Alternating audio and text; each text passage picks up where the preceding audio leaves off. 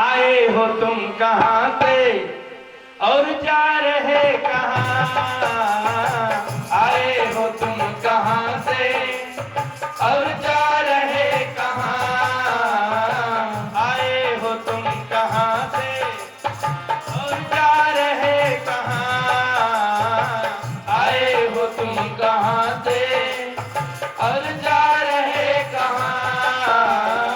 मन से यही विचार लो बस हो गया भजन, मन से यही विचार लो बस हो गया भजन। मन के तरंग मार लो, मन के तरंग मार लो, मन के तरंग मार लो, मन के तरंग मार लो, बस हो गया भजन। आदत बुरी सुधार लो बस हो गया भजन, आदत बुरी सुधार लो बस हो गया भजन, आदत बुरी सुधार लो बस हो गया भजन। बोलो श्यावर रामचंद्र की। ये शरीर तो है, मैंने शरीर तो हम मिले संसार से ही, पंच भौतिक संसार से पंच तत्व के शरीर प्राप्त हुई, पर हम शरीर नहीं होने। कई बार आदमी ही भ्रम में भ्रमित है कि हम शरीर की कोई दूसरा, कि हम शरीर कोई दूसरा, या हम अपन शरीर, हम अपन आपका शरीर मान के बैठे हैं। ये सबसे बड़ी गलती है, सबसे बड़ी भूल है। हम तो एक आत्मा, शुद्ध बुद्ध चेतन आत्मा। अब ये आत्मा आते भगवान के घर से, आप सब पता है, ईश्वर जीव अविनाशी चेतन अमर सह सुखराशि। भगवान कृष्ण ने बात गीता में कही, ममे वांसो जीव लोके जीव भूतः सनातन, जीव मेरा अंश है। अरे जीव, तुम्हारी उत्पत्ति मुझसे हुई है, इसलिए तू जब तक मेरे साथ संबंध नहीं बनाएगा, जब तक तू मेरे शरण में नहीं आएगा, तब तक तुम्हें शांति मिलने वाली नहीं है। ईश्वर अंश जीव अविनाशी, ममे वांसो जीव लोके जीव भूतः सनातन, जीव मेरा अंश है, जीव की उत्पत्ति मुझसे हुई है। ये बात भगवान कृष्ण ने गीता में की।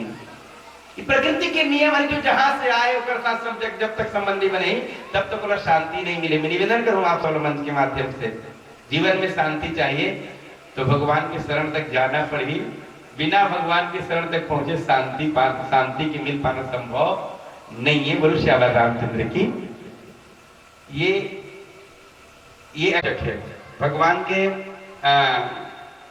पूजा आवश्यक है, भगवान के ध्यान आवश्यक है।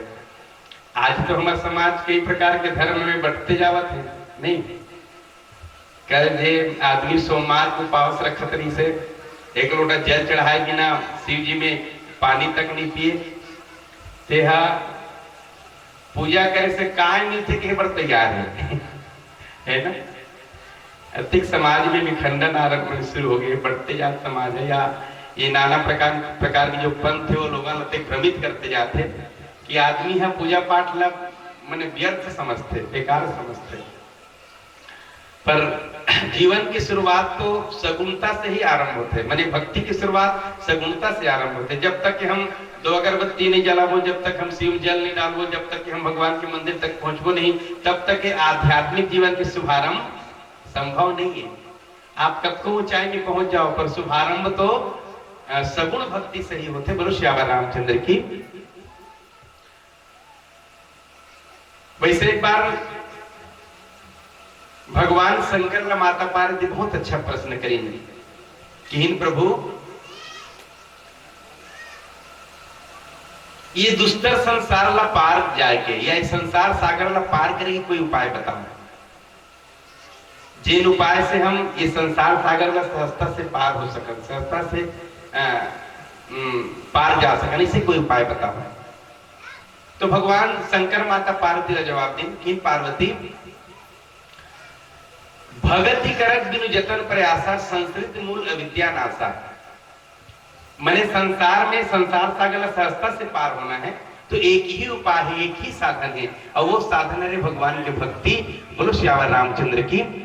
बिना भक्ति के भगवान भोलेनाथ माता पार्वती की बिना भक्ति के संसार सागर ला पार होना असंभव है,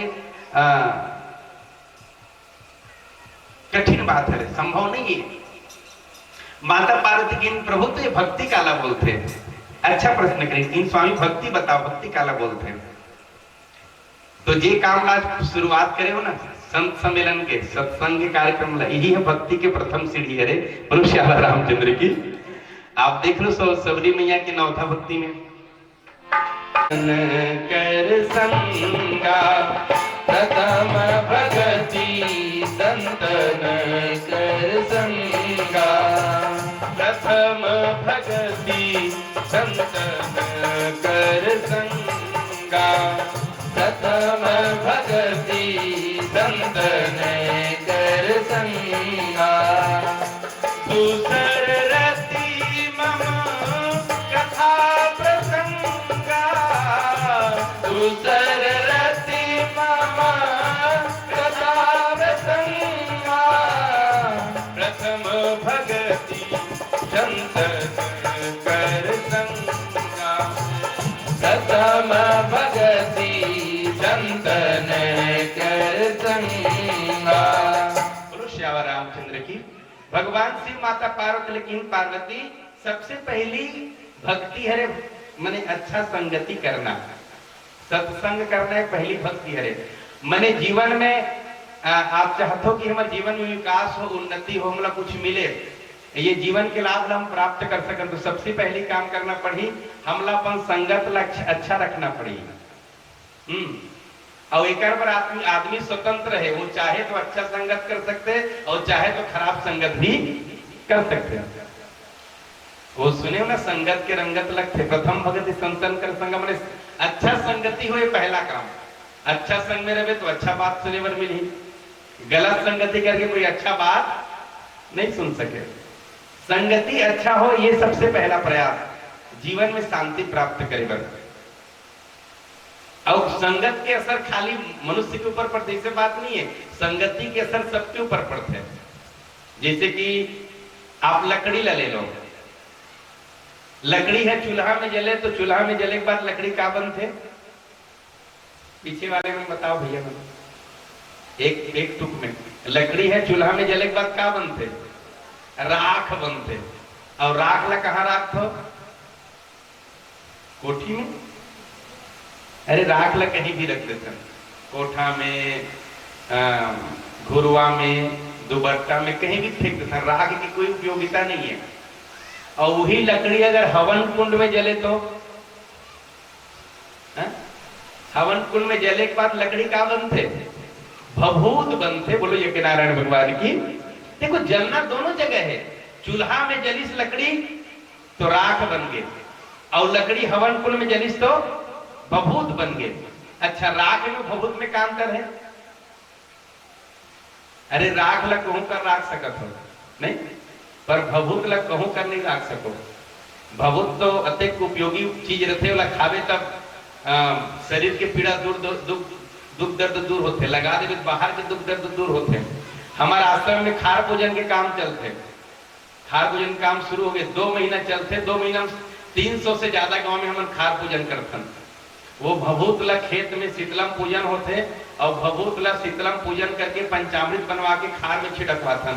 अभी परंपरा नहीं हुए, परम पूज्य गुरुदेव जी रिश्ते कर वो समय परंपरा है। अभी शुरू हो गई खार पूजन है, लगातार भादो भर चली हो, एक दिन में 5 से 6 गांव में खार पूजन होनी। और वो खार पूजन में कीड़ा ला मारे काम कौन करते जानते हो? वो भभूत करते। बोलो श्यामा रामचंद्र की। लकड़ी हवन कुंड में जलते तो भभूत बन जाते, चूल्हा में जलते तब राख बन जाते। भभूत में और राख में जमीन आसमान के अंतर है। अच्छा एक बात पूछा था मैं आपसे, बोला आप मतलब राख बनना है कि भभूत बनना है? आवाज जोर से, एकदम तगड़ा आवाज के साथ जवाब दो। राख बनना है कि भभूत बनना है? राख जन कहा था मतलब भभूत बनना है ना? क्या राख अच्छा कि भभूत अच्छा? भभूत अच्छा ना, तो सब लोग भभूत बनना है कि नहीं? अच्छा का थे भभूत बना देखे हो कि काकर मुंह सुने हम बोला भभूत बनना है कि जेकर मुंह सुनबे ते राखे बनना है कर तान कौन होकर राख दे, डबरा में, खचका में, राजीव में, इलाहाबाद में कौन होकर राख दे ना। भभूत कि नाम तो सुनता पर भभूत बनना बहुत कठिन बात है। बोलो श्यावर रामचंद्र की। मैं देखे भभूत बना, पता है जब परम पूज्य गुरुदेव जी की शरीर छुट्टी 2010 में 16 मार्च 2010 को, तो आप में से कोई गेरी नहीं देखी नहीं वहां की स्थिति लाखों आदमी वहां इकट्ठा रही थे। पता है परम पूज्य गुरुदेव जी की शरीर जब वो ट्रैक्टर के ऊपर में रखेगी सो कर चरण स्पर्श करे बर लाखों आदमी झूमे रहा पर चरण ला छुए बर, ये मोर अनुभूति है, मोर अनुभव है। लाखों आदमी कर चरण ला छुई भी, पर ओकर चरण ला छुए के बाद ओकर शरीर ला छुए के बाद कौन होला छुआ गे हो ऐसे भास नहीं हुई सही, ये मोर अनुभूति है। लाखों आदमी छुई लेकिन छुए के बाद शरीर में छुआ गए ऐसे अनुभूति कौन होला नहीं हुई। कौन हो आके अपन घर में नहीं, ये मोर अनुभव है। अब हम दूसरा माटी में जाथन तक नहीं छुए रहन, पच लकड़ियल दूरियल फेंके रहन, तब बोल ऐसे लागत रहती कि जब तक नहीं नहाऊं तब तक चैन, ऐसे लागत रहती कि मैं छुआ गई हूं, है ना? ऐसे अनुभव होते कि नहीं? पर परम पूज्य गुरुदेव जी के शरीर के साथ देखे बर मिली लाखों आदमी छुई पर कौन होला छुआ जैसे नहीं लगी। ये भभूति के लक्षण है। परम पूज्य शरीर गुरुदेव जी के शरीर जब अंतिम संस्कार करेगी तो रात भर कम से कम हजारों भक्त मन वहां बैठे रही चर्चा करते करते परम पूज्य गुरुदेव जी के चरित्र के बारे में। सुबह देखे बर मिली सो भक्त मन जब थोड़ा से कमजोर पड़ी से ना, वो लकड़ी की जलना है, वो चीता के जलना है, कमजोर पड़ी से राख जब बनना शुरू हुई तो धीरे धीरे करके कोई टिफिन डब्बा में कोई कागज में चिपटा के कोई झिल्ली में भर के वो भभूत ला घर ले गए। हाँ मने चीता के राख ला जेला हम छुआ मांगथन ओला घर लेगिन। अभी तक के खोज चला थे कहा मैंने पूछते गुरुदेव थोड़ा बहुत तो वो समय भभूति हावे का ऐसे, और कई जन तो अतका श्रद्धा है वो भभूत ला खाए वर भी पीछे नहीं हटे। वो भभूत ले जा कहाँ रखे पता है? पूजा कमरा में स्पेशल डब्बम भर के, कोई तामक लोटम भर के।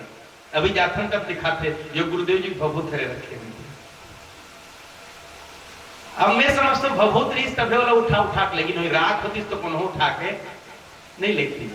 13 दिन में एक बूंदी भभूत 25 बाकी सब ले लेंगे, हमारा ठंडा करे की जरूरत नहीं पड़ी। अतका पवित्र शरीर रही थे। 13 दिन में एक बूंदी 25 मन छुपा के रखे रहे कर समाधि स्थल में रखो करके तब बचे रही सुन, वो भभूत रही से। तब भभूत बने पर कुछ करना पड़ते। मैं देखा गुरुदेव जी जीवन में एक अद्भुत चीज, पूरा जीवन ला समाज के लिए जी सुबह, पूरा जीवन ला। परम पूज्य गुरुदेव जी एक दिन यज्ञ करते इस लचकेरा में तबियत अचानक खराब हो गई, रायपुर में एडमिट हुई। मोर भागवत कथा चलत रही से वहां बाग बहारा में। एक दिन पर हर भागवत कथा में आए सम्मिलित हुए, डॉक्टर के मना करे के बाद ही पहुंच गए वहां बाग बहारा। डॉक्टर वालों मना करे से 6 महीना आराम करना है आप लोग, तो गुरुदेव जी 6 महीना का 6 दिन आराम नहीं करेंगे। कई बार भक्त मन गुरुदेव जी ने कहा गुरुदेव ज्यादा मत घूमे करो, स्वास्थ्य ठीक नहीं है। और फिर भक्त मन आपसे लगाव हो, आपसे प्रेमी, तो आपके पास खुद आ जाइए मना। तो परम पूज्य गुरुदेव जी मुख से जवाब निकले, अरे मोर जबका भक्त है गरीब किसान मन मोर भक्त है, गृह कारज नाना जंजाला तीर्थ दुर्गम शैलेशाला वो मन मोर पास नहीं आ सके। कतको काम कर्मन के पीछे लगे हुए रहते, मैं खाली रहता हूं, मैं चल देता हूं दर्शन दे, तुम्हारा क्या करता है? मैंने जीवन पर्यंत समाज पर जीन। अब एक कहावत सुने हो, औरों के लिए जो जीता है औरों के लिए जो मरता है, उनकी हर आंसू रामायण, उनका हर श्वास गीता है। तो परम पूज्य गुरुदेव जी जीवन में सब चीज देखे बर मिली। तो राख और भभूत में अंतर है। भभूत बने जा सकते पर भभूत बने बर हमारे सोहन फुटाई से समाज की सेवा में लगना पड़ी, समाज की सेवा में अपन जीवन समर्पित करना पड़ी, तब निश्चित रूप से ये शरीर एक दिन भभूत बन ही। बोलो श्यावर रामचंद्र की। मैं